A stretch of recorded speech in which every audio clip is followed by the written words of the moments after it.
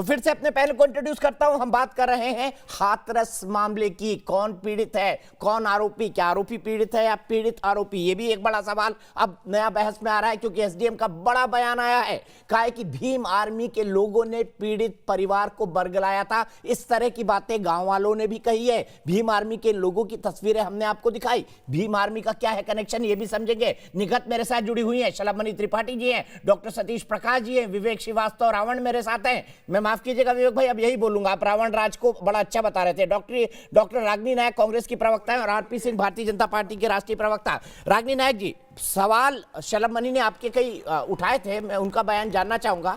आपने कहा मोदी जी क्यों नहीं गए, योगी जी क्यों नहीं गए, सवाल उठाना जायज है, पर मैं जानना चाहता हूं करौली में आज अशोक गहलोत जी क्यों नहीं गए, बारां में अशोक गहलोत जी क्यों नहीं गए, अलवर में अशोक गहलोत जी क्यों नहीं गए। अगर आप मोदी जी और योगी जी के बारे में से ये एक्सपेक्ट करती हैं तो अशोक गहलोत जी को भी यही करना चाहिए था। राजस्थान में एक गलती आपने मान ली कि उन्होंने गलत बयान दिया था, अभी बोलिए ये भी गलती है कि मुख्यमंत्री जा नहीं रहे पीड़ित परिवार।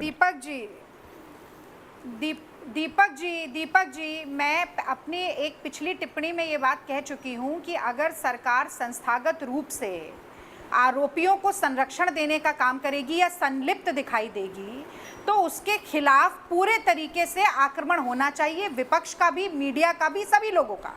पर यदि अगर किसी बच्ची का बलात्कार होता है और तुरंत 164 का बयान लिया जाता है राजस्थान में, जो कि हाथरस में लिया ही नहीं गया, शलभ भाई उस पर एक बात नहीं बोले, तो ये प्रश्न तो उठेगा ही। पोस्टर लगाने की बात कर रहे थे शलभमणि त्रिपाठी, क्या 4 आरोपियों का पोस्टर लगाए चौराहों पर? नहीं लगाए गए। मैंने एसआईटी की बात पूछी, नहीं कही।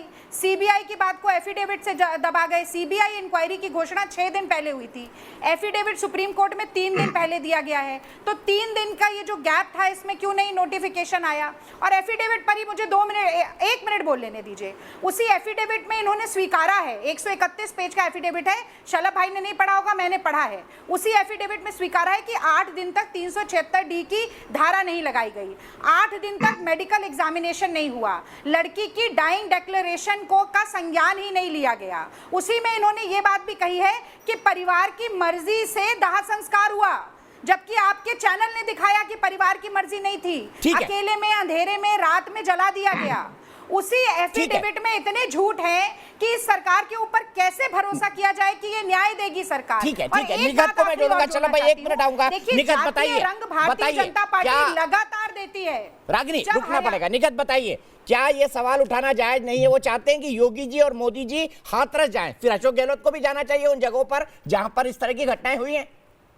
देखिए, ये रागिनी जी का पर्सनल एजेंडा है, पर्सनल बात है। वो कहना चाहती हैं कि योगी जी और मोदी जी हाथरस जाए, चलिए मान लेते हैं। मेरा बस सवाल है, जो रागिनी जी अगर जवाब देते तो मैं बहुत खुश होंगी। मुझे ये बता दे कि 14 तारीख से लेकर 30 तारीख तक कांग्रेस पार्टी का कोई भी प्रवक्ता, कांग्रेस पार्टी का कोई भी लीडर या सीनियर लीडरशिप, राहुल गांधी जी या फिर प्रियंका गांधी वाड्रा जी में से कोई भी हाथरस क्यों नहीं गया?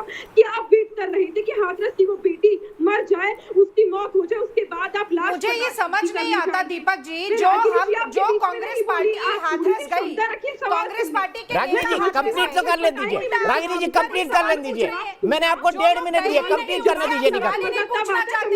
किसकी सरकार है उत्तर प्रदेश? अभी मेरे सवाल पूरा नहीं हुआ। मोदी जी के खिलाफ बोलने की किसी की हिम्मत नहीं है आपके पैनल पर। मतलब आप एक सवाल पूछने की कि नरेंद्र मोदी कुवैत के शेख की मौत पर आंसू बहाते हैं, एक और सवाल का जवाब मेरा दीजिए। रागिनी जी, मुझे ऑडियो डाउन करना पड़ेगा, ऐसे नहीं चलेगा। माफ कीजिएगा, करना नहीं चाहता। निगत को कंप्लीट करने दीजिए। रागिनी जी, आप मुझसे बेहतर बोल सकती हैं, आप राष्ट्रीय प्रवक्ता हैं एक राष्ट्रीय पार्टी की, आप क्षमता रखिए सवाल सुनने का, फिर जवाब दीजिएगा। आपको समय देंगे दीपक। दूसरा सवाल मेरा ये है कि आप मुझे जरा ये बता दीजिए कि आप लोगों के जितने भी कार्यकर्ता थे, सभी ने मुहिम चलाई कि योगी आदित्यनाथ जी इस्तीफा दे दे, रेजिग्नेशन दे दे। बिल्कुल आपकी बात सही है, आप अगर बोल रही हैं तो आपकी बात सराखों पे रख लेते हैं। पर क्या आप ही के कार्यकर्ता, आप ही के पार्टी के मुख्यमंत्री अशोक गहलोत जी से भी इस्तीफा मांगेंगे और आप लोग उनसे इस्तीफा दिलाकर उदाहरण पेश करेंगे? क्योंकि ये बात तो किसी से छुपी नहीं है कि राजस्थान उत्तर प्रदेश से ज्यादा रेप केसेस में आगे के दौड़ में निकल रहा है। ठीक है रागिनी, एक क्विक जवाब, मुझे आरपी सिंह जी के पास जाना है। रागिनी एक क्विक जवाब। बात कर रही हूँ मैं, आपकी बात ही नहीं कर रही। जब राहुल गांधी ये कह देते हैं हाथरस के परिवार को कि मेरी प्यारी बहन को मैं जवाब दे देती हूँ, तो उससे आप लोग क्या बोलना चाहेंगे? आप लोगों का क्या मतलब होता है? फिर आप गोदी मीडिया की रट लगाए घूमती हैं। आप मुझे पहले ये बताइए बोला आपसे नहीं करना गोदी नहीं मीडिया, चाहती, आप खुद ही क्योंकि बोल रही मुझे हैं। पता है कि चोर की कांग्रेस दाढ़ी में पार्टी को तिनका। जलालत का सामना करना पड़ता है। ठीक है रागिनी जी, ये सवाल है या ये क्या भड़ास है? सवाल है या भड़ास है? इमरती की देखिए तरह मुझे नहीं घुमाइए बताइए राजनीति, दीपक जी, सवालों के जवाब मीडिया हो, दीजिए। चाहे प्रांतीय स्थानीय लोग हो, चाहे वकील हो, चाहे महिला संगठन हो, ये सारे हाथरस में क्यों आक्रोशित हुए? राजस्थान में मीडिया ने जाके हल्ला क्यों नहीं बोला? विपक्ष के नेताओं ने सवाल क्यों तो नहीं मेरा बोला? ये था कि क्योंकि 14 तारीख से वहाँ लेकर पर 30 तारीख तक आप न्यायोचित लोगों की कार्रवाई हो बहस रही क्यों क्यों रहे थे? थी। न्यायोचित राजनीति कार्रवाई में जहाँ मेरा पर सवाल होगी, आप खा गई। वहाँ आप हल्ला मेरा नहीं सवाल मचाएंगे। आप अभी खा 2 गई। मिनट और पहले आप यही बोल कारण चुके हैं है अशोक कि गहलोत ने राजनीति गलत में लिखा मेरा ट्विटर सवाल पर, आप अब खा उसको आप गए। न्यायोचित मेरा कार्रवाई सवाल करिए। है, रागिनी जी अपने आप को तो मत हरियाणा कॉन्ट्रडिक्ट करिए ना, हरियाणा रागिनी जी अपने आप को मत कॉन्ट्रडिक्ट करिए। अभी आपने कहा अशोक गहलोत ने गलत कहा, अभी आपने कहा अशोक गहलोत ने गलत कहा, अब बोल रहे हैं अशोक गहलोत ने न्यायोचित कार्रवाई की। ये क्या बात हुई? ये क्या लॉजिक हुआ? ये क्या लॉजिक हुआ? हाथरस में दलित बनाम ठाकुर करना चाहती है।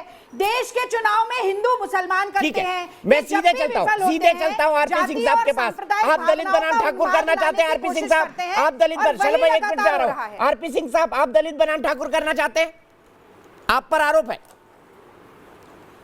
शिवराज जी शिवराज जीवन कौन है? सोनिया गांधी के साथ बगल में बैठते हैं, इनके प्रमुख नेता हैं, वो दलित बनाम ठाकुर करना चाहते थे। बलरामपुर क्यों नहीं जाते?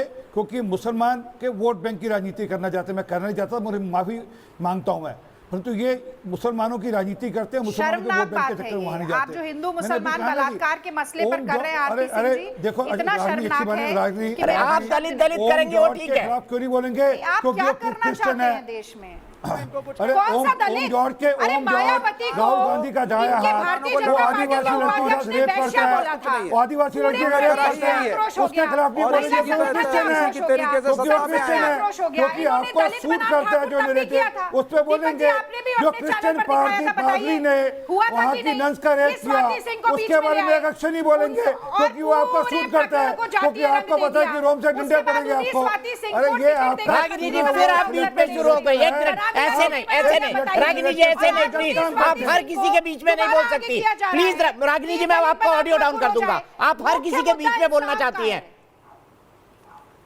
सतीश प्रकाश जी आप हाथ उठा रहे हैं, इसके बाद मैं शलभ जी के पास जाऊंगा। सतीश प्रकाश जी सवाल यहाँ पर बड़ा है, कौन इसको जातीय रंग दे रहा था? दलित की बेटी को इंसाफ चाहिए, आप भी बोलते थे भारत की बेटी को इंसाफ चाहिए, ये प्रीफिक्स लगाना जरूरी है क्या? और दूसरा, सर आजादी को 75 साल होने वाले हैं, कब तक पीड़ित संकुचित रहेगा ये समाज? क्यों आप इसको मुख्य धारा में नहीं आने देना चाहते? क्यों बड़े बड़े आईएएस पीसीएस के बच्चों को अभी भी दलितों के रूप में आरक्षण चाहिए, जिनकी 3-3 जनरेशन मलाई खा रही है? दीपक जी, जिस दिन चर्चा आरक्षण पे हो तो आरक्षण पे भी जवाब दूंगा। आज यहाँ रेप पीड़िता के साथ जो न्याय नहीं हुआ उसके ऊपर चर्चा करें। बोलिए। देखिए आपकी चर्चा में कहीं हम ये ना भूल जाएं, पूरे सिस्टम ने कहीं ना कहीं इस पीड़िता को न्याय नहीं मिला। आपकी इस चर्चा में यह भी तय हो जाए कि जो न्याय उसको नहीं मिला, अब उसको न्याय कैसे मिल सकता है। देखिए उसके परिवार की 2 मांगे हैं, उसका परिवार वहां असुरक्षित महसूस कर रहा है, कल हमको कहीं दूसरी गलती ना हो जाए, उस परिवार के साथ कोई दुर्घटना ना हो जाए, उनका परिवार चाहता है कि इस केस को दिल्ली में शिफ्ट किया जाए और उस परिवार की सुरक्षा को ध्यान में रखते हुए पूरे परिवार को दिल्ली में शिफ्ट कर दिया जाए। एक वो दूसरा काम और चाहते हैं, ये आप कह रहे हैं कि परिवार ने कहा इसकी जो ये निगरानी दिल्ली है, में शिफ्ट कर दिया जाए, आप कह रहे हैं कि परिवार ने और ये कहा। पहली बार नहीं हो रहा, सुनिए, अरे दिल्ली में केस कोई पहली बार हो रहा है क्या? ये पहला केस है क्या कि जो दिल्ली में शिफ्ट होगा?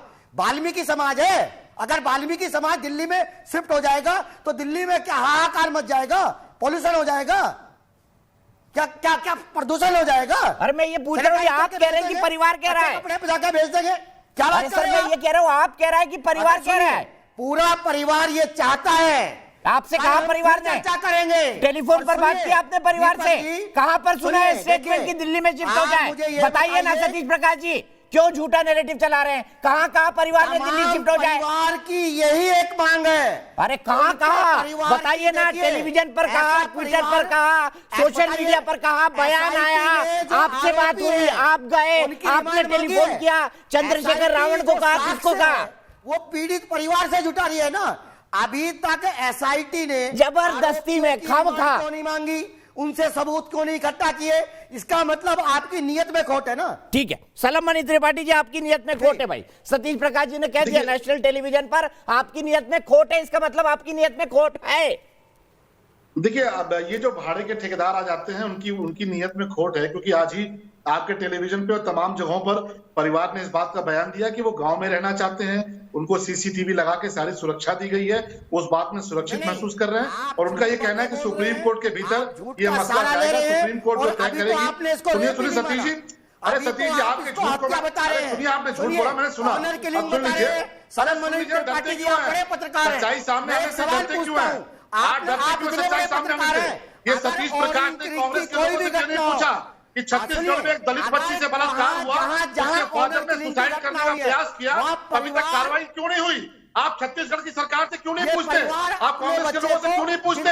आपको डर लगता है, और इसीलिए हम कहते हैं कि आप भाड़े के ठेकेदार हैं, आपको परिवार का बयान नहीं पता, आपको परिवार की पीड़ा से कोई मतलब नहीं, आप अपनी दुकान चलाना चाहते हो, आप अपनी ठेकेदारी करना चाहते हो। उत्तर प्रदेश की सरकार पूरी सुरक्षा दे रही है, और पीड़ित परिवार ने कहा है, पीड़ित परिवार ने कहा है कि वो एसआईटी जांच से संतुष्ट है। इससे बड़ा प्रमाण क्या हो सकता है कि उन्होंने कहा कि अरे सतीश प्रकाश जी, अरे भाई बाप के लोग हैं, अंबेडकर जी के अनुयायी सतीश प्रकाश जी, सुनिए, अंबेडकर के अनुयायी सतीश प्रकाश जी इस देश की सबसे बड़ी सर सतीश प्रकाश जी सुनिए एक बात, सतीश प्रकाश जी मुझे दीजिए। हाँ लीजिए। दीपक जी, परिवार ने जो बयान दिया, परिवार ने कहा कि हम एसआईटी जांच से संतुष्ट है, हमें सीबीआई जांच नहीं चाहिए। इससे बड़ा प्रमाण क्या हो सकता है? एसआईटी उत्तर प्रदेश सरकार के नेतृत्व में काम कर रही है, इसका मतलब परिवार संतुष्ट है। ये भाड़े के ठेकेदार अपनी दुकान चलाने आते हैं, उनको मोटी मलाई मिल चुकी है, लेकिन गरीब दलितों के लिए कोई काम नहीं करते, अपना आरक्षण नहीं छोड़ेंगे, किसी गरीब के पक्ष में अपना आरक्षण नहीं छोड़ेंगे। भाड़े की ठेकेदारी क्यों नहीं आएंगे? अपनी दुकान चलाने आएंगे। आपकी भाड़े की दुकान खुल चुकी है, पूरा देश आपको जानता है कि आप भाड़े के ठेकेदार हैं, आप दलितों के मददगार नहीं हैं, आप भाड़े के ठेकेदार हैं। अगर गरीब व्यक्ति की आवाज दबाओगे तो कहीं ना एक भी दलित की मदद नहीं करते आप। अभी छत्तीसगढ़ में दलित के साथ बलात्कार होता है, आप सवाल नहीं पूछते। राजस्थान में दलित के साथ बलात्कार होता है, आप सवाल नहीं पूछते। महाराष्ट्र में दलितों के साथ अत्याचार होता है, आप सवाल नहीं पूछते। आप केवल दुकान चलाने आते हो। आप दलित समाज जान चुका है, आप ठेकेदार हो, आप भाड़े के ठेकेदार हो, दलितों के नाम पर केवल राजनीति करना जानते हो, आप दलितों के नाम पर केवल राजनीति करने वाले। ठीक है, चलो भाई प्रोफेसर साहब एक ही लाइन कहना चाहता हूँ। आकाश शर्मा जी के पास मेरठ जा रहा हूँ, कनेक्ट करिए। प्रोफेसर साहब, बाबा साहब अंबेडकर के संविधान ने इस देश की सबसे बड़ी संस्था बनाई है, सुप्रीम कोर्ट, जो सबसे बड़ा सुप्रीम न्याय करती है। आपको उस पर भरोसा होगा? पूरा मामला तो वहां चल रहा है ना, यूपी सरकार सब कुछ अपनी बात कह चुकी है। अरे हमको उसी पे भरोसा है, हमको सरकार के ऊपर भरोसा नहीं है। अच्छा, हम यही आकाश शर्मा जी मेरठ, सर एक फोन कर लो दलित वो हाथरस के परिवार को। सतीश प्रकाश जी एक फोन कर लेना, नंबर ले लेना मुझसे। आकाश शर्मा मेरठ से आकाश शर्मा जी क्या कहेंगे इस बहस को सुनने के बाद? क्या इस मुद्दे पर राजनीति हो रही है? क्या पीड़िता को न्याय नहीं मिल पा रहा है? आपको क्या लगता है?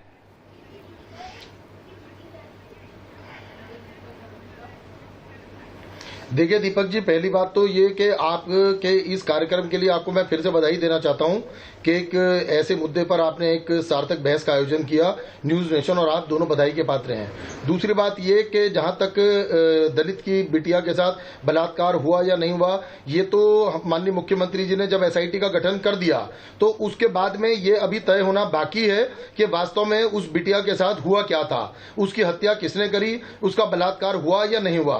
परंतु ये जरूर तय है कि माननीय मुख्यमंत्री जी ने जितने त्वरित निर्णय लिए और जितने तरीके से प्रदेश में उन्होंने इस घटना को संजीदगी से लिया, आज तक हिंदुस्तान में किसी भी अन्य पार्टी की सरकार ने इतनी त्वरित निर्णय नहीं लिए। ठीक है, बहुत बहुत शुक्रिया आकाश जी, आपको यहीं रुकना पड़ेगा। निगत, मैं इस बहस के एक व्यापक मुद्दे की तरफ जाता हूं। मैंने एक सवाल उठाया था, चंद्रशेखर रावण क्यों?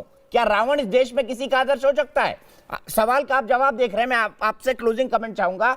विवेक श्रीवास्तव का कहना था कि रावण तो बड़ा महान था, उसके राज में सीता मैया सुरक्षित थी, उसके राज में लंका में सीता मैया को कुछ नहीं हुआ। ये उनका वर्जन है रावण को समझने का। मैं आपसे जानना चाहता हूँ, चंद्रशेखर रावण क्या दिखाना चाहते हैं?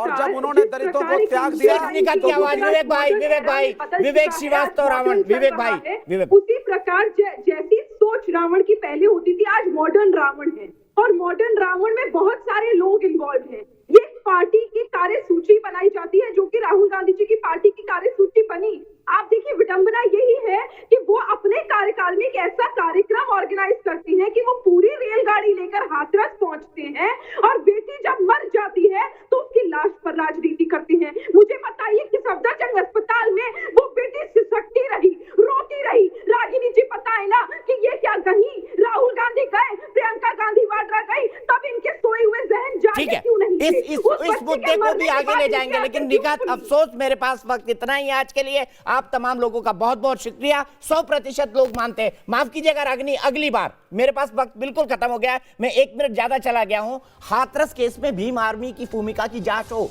100% लोग देश की बहस के दर्शक के मानते हैं होना चाहिए।